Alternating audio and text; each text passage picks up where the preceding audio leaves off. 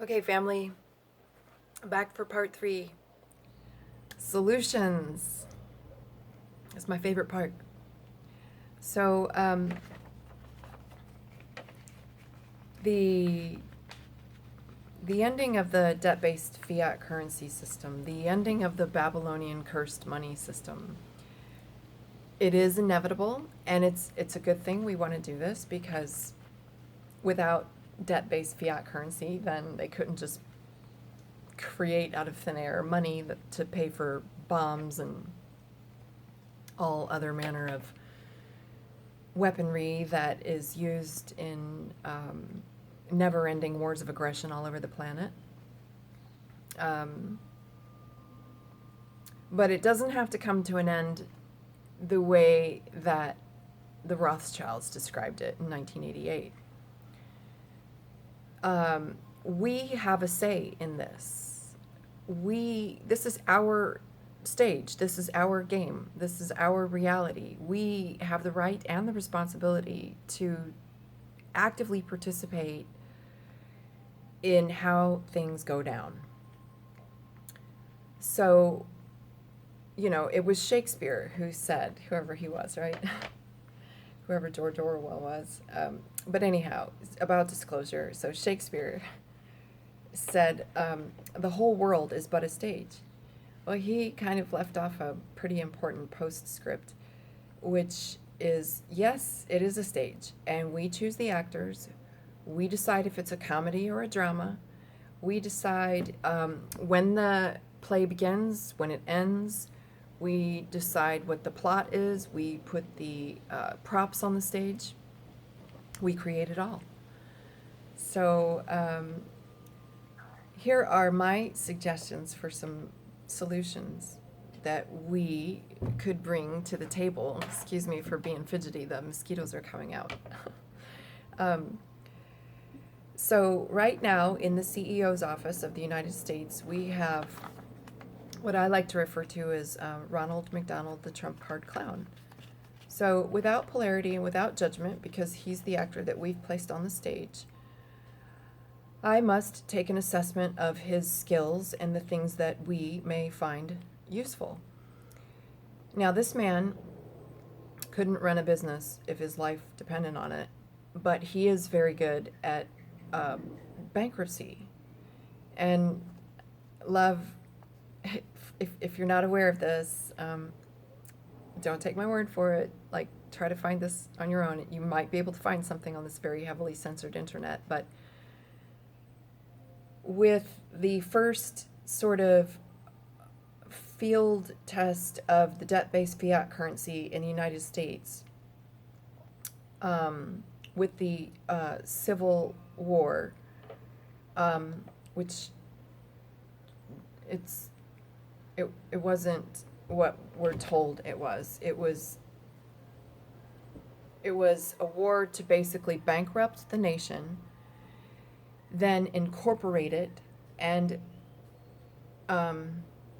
this took place in 1871, and the 19th Amendment, we're told, is to make slavery illegal, but it doesn't actually. The 19th Amendment actually makes all of us tax slaves to the corporation, so we are resources for a bankrupt corporation to continue operating on our backs by taking that which we earn and stealing half of it, calling it taxes. So it's long time that we publicly acknowledge the fact that the corporation is bankrupt. Ronald McDonald, the trump card clown, could be very useful in this regard. When I say trump card clown, I mean, I'm not just referring to his last name or the fact that he does kind of look like a clown. But the trump card is also the joker card. That's the wild card. We can make out of it whatever we want to, right? If we know what kind of game we're playing. Do we want kings over tens or tens over kings in our full house? If you know how to play poker, you'll know what to do with the trump card. So I believe that he could be, and again, this is a test for us, right? Because I know he's a very polarizing figure, and it's done on purpose because it's a test to see if we can stop, get out of the polarity, get out of overly identifying with I'm a Democrat, so I can never support him, or I'm a feminist, or I'm, this or that, fill in the blank. I'm not saying that he doesn't come out and say things that are annoying, right? But I'm not going to be drawn into the polarity. I'm going to use it as a guide to show me what the collective consciousness is reflecting in the reality around it. So it's a lot of polarity. But we can work with that too. Once we reach a point where we're ready to come back into the sacred neutral, where we're ready to come back into our 0-point original blueprint of unconditional love without judgment, then at that point we can implement the next phase of our agenda, which is to hold the bankruptcy proceedings in our favor, meaning, here's my idea, see if this resonates with you. Debt resolution and absolving of all debt, because the money's fake. It doesn't really exist anyway. So everybody's car loans, home loans, student loans, credit cards, everything just wiped out, zeroed. Then in the bankruptcy proceedings, we could also use the trump card to negotiate to have some form of compensation for the victims of those who've perpetrated this agenda on behalf of the off-world artificial intelligence. And work with us in unity, in unconditional love, with the purpose not to be getting retribution or retaliation, but rather for reconciliation and resolve. Like, if I say I'm sorry and I keep doing the same thing again and again, or if I don't genuinely do something to show you with my actions that my words are not just words, that I really am sorry, that's what I mean. I don't mean, well, I want this guy's head on a stake and he needs to go to prison for life, because as long as we stay in that polarity, the folks who are working in the shadows are going to remain in the shadows, because they're going to be fearful of what you and I are going to do to them if they should come out. So with unconditional love, right, and seeking compensation to help some of the folks, or all the folks, who have been hurt with this agenda of the global economic shutdown, according to the desires of parties who believe that they can make these sort of decisions without our input.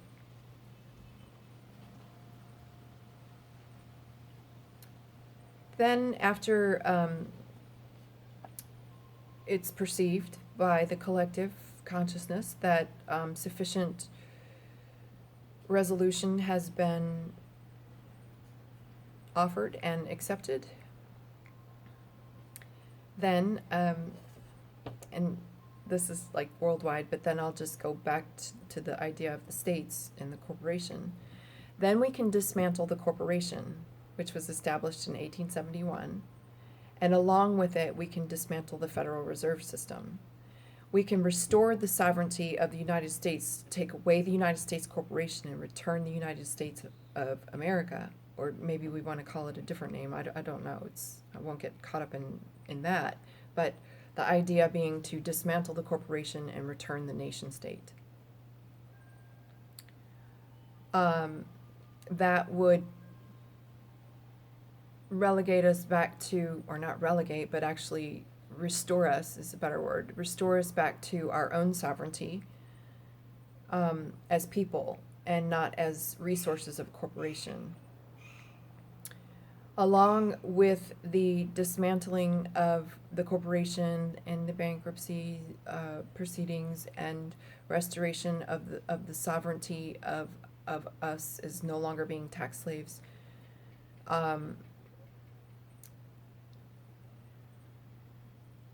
We we really should, mint our own currency, like what we did initially before the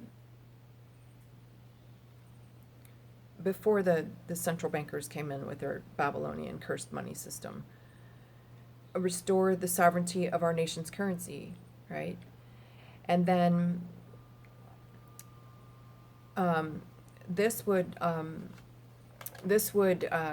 obviously stop all the wars of illegal aggression, because if you knocked on everybody's door every single day of the week and 300 million people in the United States and said, give me $10,000 to drop today's bombs and I'll be back tomorrow for another 10,000, that's what I mean by ending the wars, if we end the debt-based fiat currency system like that, right?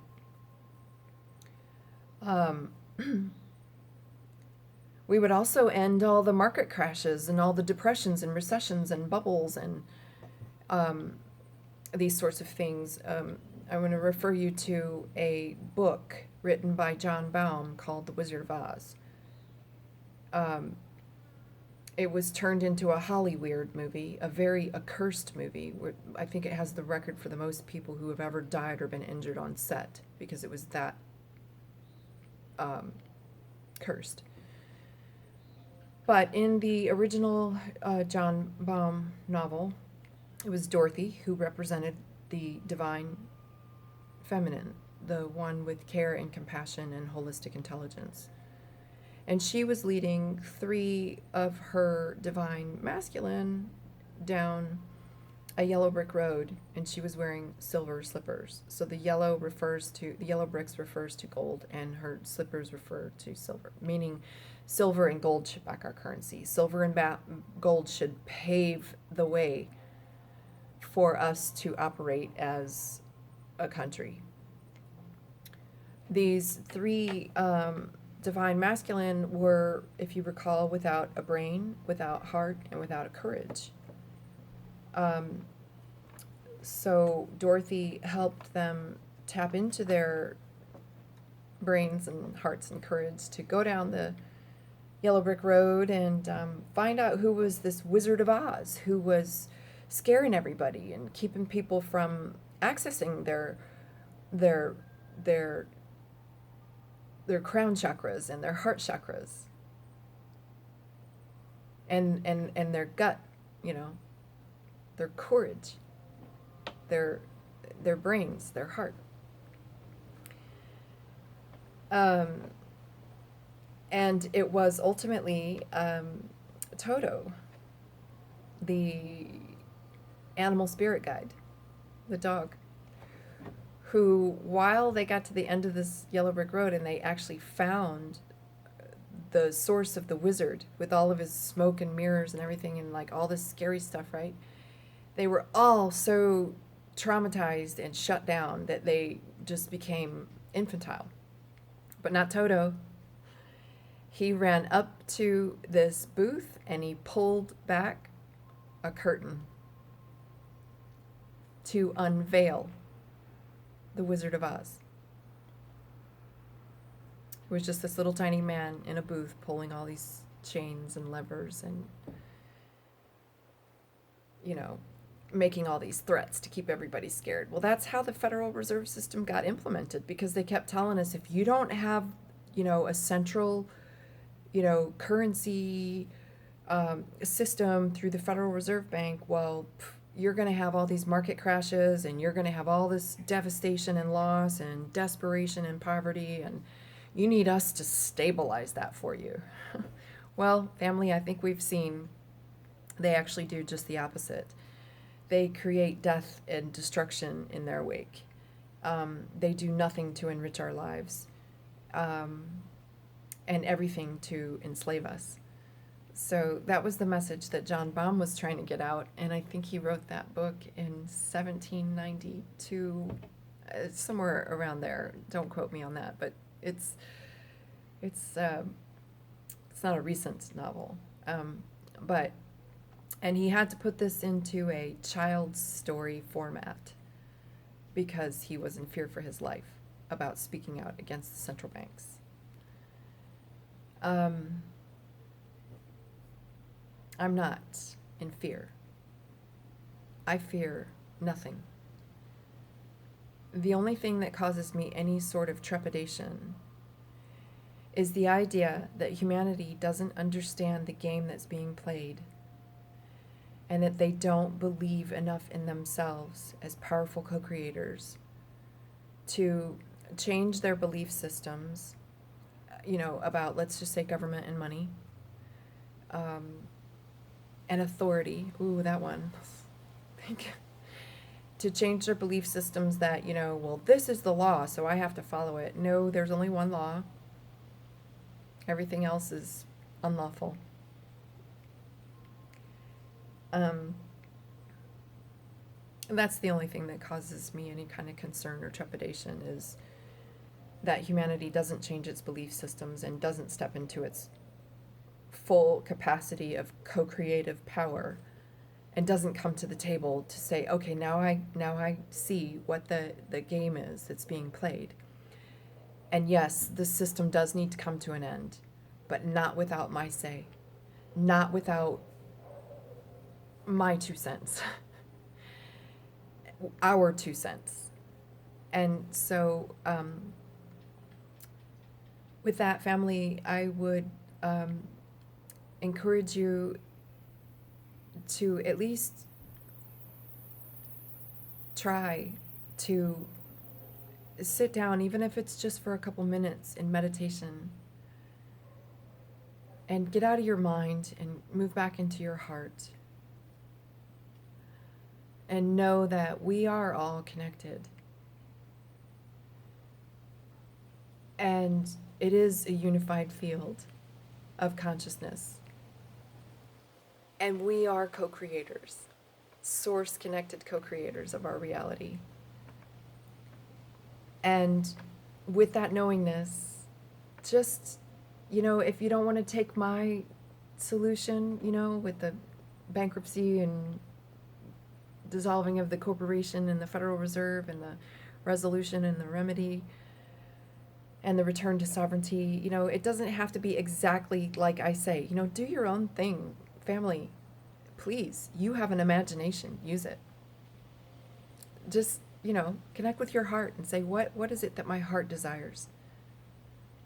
And then project that out into the unified field of consciousness, where the rest of us who are waiting patiently to connect with you on that level, to make this more powerful, so it's like a star that explodes, a star of light that creates a better world for us, for our children, and for the 7 future generations. A better everything, right? Looking out, taking care of Mother Earth, cleaning up the sacred water.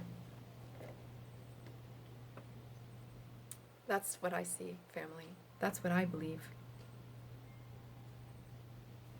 That's what I create. I invite you all to help create this with me. I must end this now. I think I've come to the end of my little show notes here, and then, with the sun going down, the mosquitoes are coming out, so I'm gonna go inside to find some refuge from the parasites.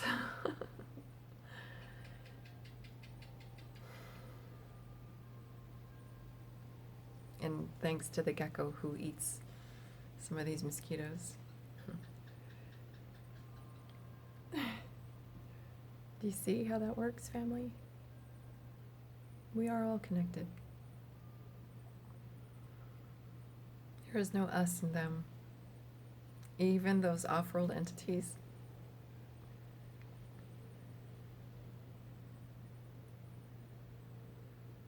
ultimately there's no good and no bad, or no good and evil.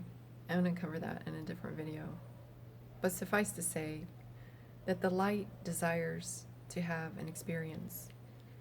Infinite consciousness has a desire to know thyself, and it does that through an experience.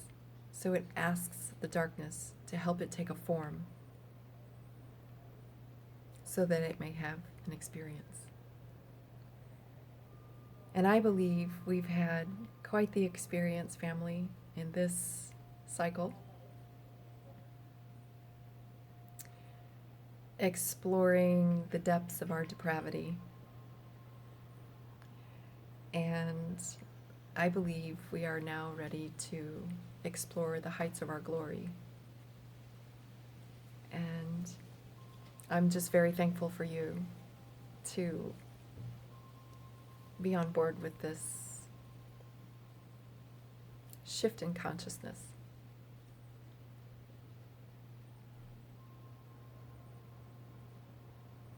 Thank you for staying with me to explore all of this. I hope that you have found it useful. I hope it has been a blessing to you. If anyone should find themselves drawn into polarity to the point where they want to scream and yell and call me conspiracy theorist and crazy or any other name, insult, whatever, that's fine. I encourage you to do that. Just so you know that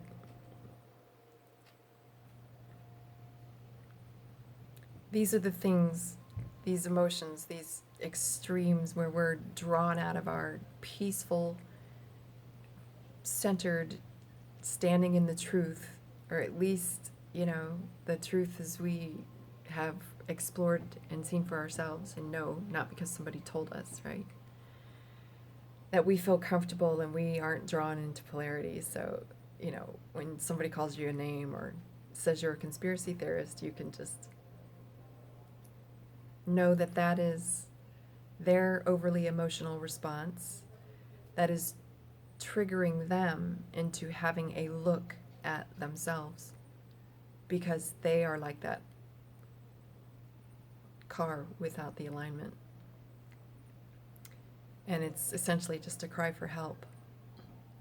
Help me. I see you as a signature frequency to come back into alignment, but my 3D self that I've overly identified with is still, pissed off that Hillary Clinton didn't win the selection. So you're a tinfoil hat wearing, conservative and whatever, fill in the blank. There's all kinds of, ways to separate and divide and thereby conquer us. So I don't buy into any of that, but at the same time, I'm not gonna react to it. Like, I'm literally not even gonna block you off the page, because it is ultimately my desire to be of service to the sacred water, to our sacred Mother Earth, and to the sacred life that she hosts. It is my desire to be of service to my human family. It is my desire to facilitate and participate in this shift in consciousness, in this moving from the third dimension. I love you, family. Namaste.